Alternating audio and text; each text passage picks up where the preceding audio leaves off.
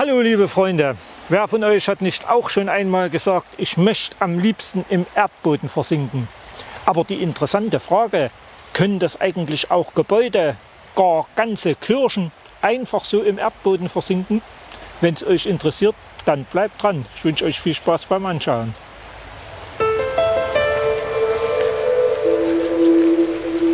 Der Hauptbahnhof in der Robert-Schumann- und Autostadt Zwickau soll Ausgangspunkt unserer heutigen Tour sein. Denn es wird erst einmal Zug gefahren. Das Empfangsgebäude, Anfang der 1930er Jahre errichtet, ist alleine einen Besuch wert. Reichsbahn-Oberbaurat Otto Falk ließ die damals modernsten Baugrundsätze einbringen. Ganz besonders gut gefällt mir daran, es stand nicht nur die Frage der Zweckmäßigkeit, sondern es wurden auch künstlerische und stadttypische Aspekte eingebracht. Mit den beiden Figuren des Bergmanns bzw. des Autobauers an den Treppenabgängen wird das gut symbolisiert. Aber dieser Film soll nicht von Architektur handeln, deshalb begeben wir uns zu den Bahnsteigen, genau genommen Bahnsteig 8. In der Regel fahren von dort die Züge der Erzgebirgsbahn in Richtung Aue, Schwarzenberg, Johanngeorgenstadt ab. Unsere kurze, gemütliche Fahrt dauert nicht lange und die zweite Station ist Keinsdorf. Zeit für uns auszusteigen. Die Freunde der Eisenbahn werden Keinsdorf ganz sicher wieder erkennen. Genau, hier sind uns schon viele interessante Züge vor die Linse gekommen. Doch genug jetzt der Vorrede, verlassen wir den Bahnsteig in Fahrtrichtung des Zuges und überqueren die Gleise am Bahnübergang. Doch bevor wir loslaufen, sollten wir auch noch die Straßenseite wechseln und diesen schmalen Pfad ein Stück hineingehen. Wie bereits auf dem Hauptbahnhof erwähnt, Zwickau ist ein altes Steinkohlerevier und hier unten an der Mulde finden wir noch einen sogenannten Steinkohlenausbiss. Das heißt, die Steinkohle liegt tatsächlich direkt unter der Grasnarbe ebenerdig, ein sehr seltenes Phänomen. Doch der Kohlebergbau in Zwickau ist ein sehr umfangreiches Thema und kann heute leider nur am Rande erwähnt werden. Zurückgekehrt an die Straße laufen wir auf den Bahnsteig 1 und finden das nächste Phänomen vor. Ein Bahnsteig der Eisenbahn, der zugleich offizieller Rad- und Wanderweg ist. Ich habe so etwas noch nie gesehen. Sollten euch ähnliche Fälle bekannt sein, dann schreibt es doch bitte unten in die Kommentare. Es würde mich echt interessieren. Zunächst folgen wir dem breiten Radweg. Zugegeben, ein breiter Weg eben. Es gibt zu Beginn zwei mehr oder weniger steile Möglichkeiten, nach unten an die Mulde zu gelangen. Allein unten kommt man nicht weiter. Aber wer die Augen offen hält und sehr gut zu Fuß ist, wird auch noch Pfad Nummer 3 entdecken. Dieser ist zwar genauso steil, aber wer es, ohne sich die Knochen zu brechen, nach unten geschafft hat, der wird mit diesem angenehmen Pfad am Fluss belohnt. Aber riskiert bitte nichts. Wer oben bleibt, der kommt auch ans Ziel.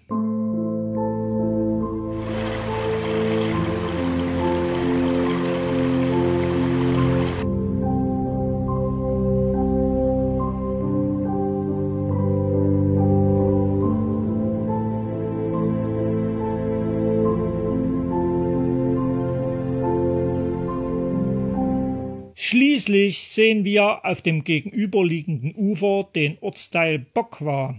Ich würde euch empfehlen, kraxelt vor der alten Eisenbahnbrücke wieder nach oben.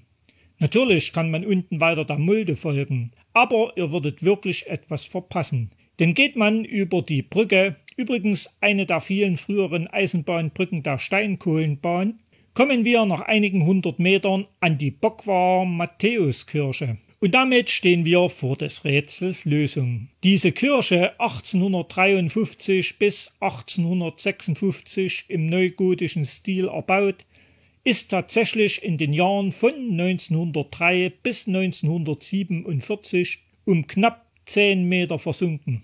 Einfach unglaublich. 1914 sowie 1937 bis 1946 wurde die Kirche sogar wegen Einsturzgefahr gesperrt, und es gab mehrfach Pläne, diese komplett abzureißen. Wie wir sehen, zum Glück ist das nicht geschehen. Aber die Spuren dieses Einsinkens sind natürlich noch heute zu entdecken. Um detaillierter darauf eingehen zu können, bräuchte es jedoch eines komplett separaten Filmes. Nur so viel. Früher soll man von der Kirchentreppe noch auf die Mulde herabgesehen haben. Heute schauen wir auf den Damm, der unter anderem gebaut wurde, damit wir jetzt keine nassen Füße bekommen. Begeben wir uns zurück über die alte Bahnbrücke auf die andere Seite der Mulde und orientieren uns an der Muldenpromenade.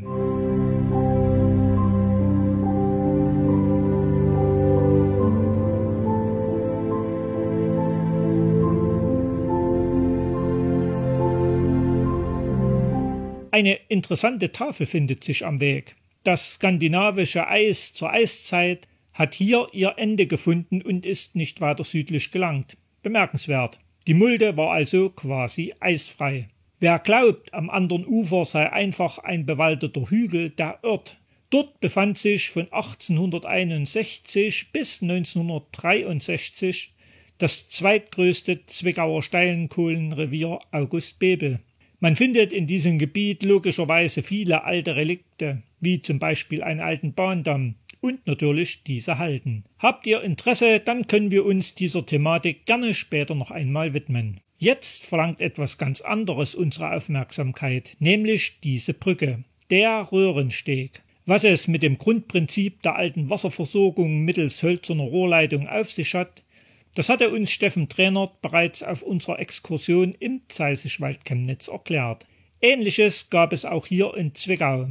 Zur Überquerung der Mulde wurde diese Brücke errichtet. Überdachte Holzbrücken, in früheren Zeiten üblich, sind heute inzwischen eine Seltenheit. 2 dieser Exemplare sind wir aber schon in Hennersdorf und Wittsdorf begegnet. Dieser Zwickauer Röhrensteg war, wie der Name schon sagt, zur Versorgung Zwickaus mit sauberem Trinkwasser im Jahr 1535 errichtet worden. Auch wenn die Mulde vom skandinavischen Eis verschont wurde, Hochwasser, teilweise mit Treibeis, gab es genug und entsprechend oft wurde dieser Röhrensteg weggerissen. Was wir heute sehen und bewundern dürfen, stammt aus dem Jahr 1790. Zeit zum Luftholen bleibt jedoch nicht.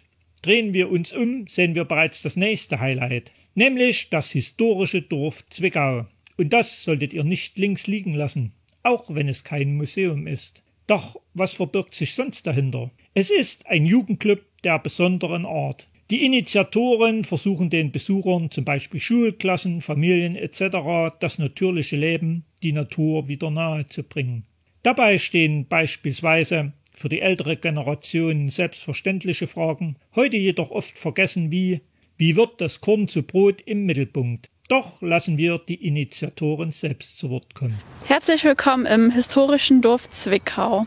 Dieses Dorf wurde zu circa der Gründungszeit von Zwickau im Stil erbaut. Und hier kann man alles Mögliche erfahren, was sich ums Mittelalter dreht.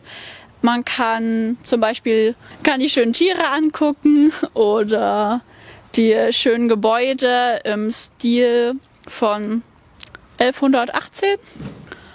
Und hier können sich Kinder, Jugendliche sowie Erwachsene treffen und das schöne Dorfleben genießen. Und wir würden uns freuen, euch hier begrüßen zu dürfen. Weiter setzen wir unseren Weg auf dem Rad- und Wanderweg fort, sehen im Hintergrund bereits den Dom und finden, es wird wohl jetzt niemanden wundern, die nächste Brücke der Kohlebahn. Einige 100 Meter weiter kommt dann die definitiv schönste Brücke von Zwickau ins Blickfeld. Daran vorbeizulaufen wäre eine riesengroße Sünde. Alleine bei dem Namen Paradiesbrücke. Von alters her befand sich hier eine Querung der Mulde. Anfangs als Furt, später folgten wie ähnlich dem Röhrensteg Brücken aus Holz. Die letzte musste schließlich um 1900 Platz machen für den imposanten Bau, welchen wir heute noch bewundern dürfen. Eine für damalige Zeiten hochmoderne Stahlnietkonstruktion. Für die Freunde der Geschichte vom 15. Juni bis 1. Juli 1945 diente unsere Paradiesbrücke als eine Art Grenzübergang. Warum? Die Mulde bildete damals die Demarkationslinie zwischen sowjetisch und amerikanisch besetztem Gebiet in Zwickau.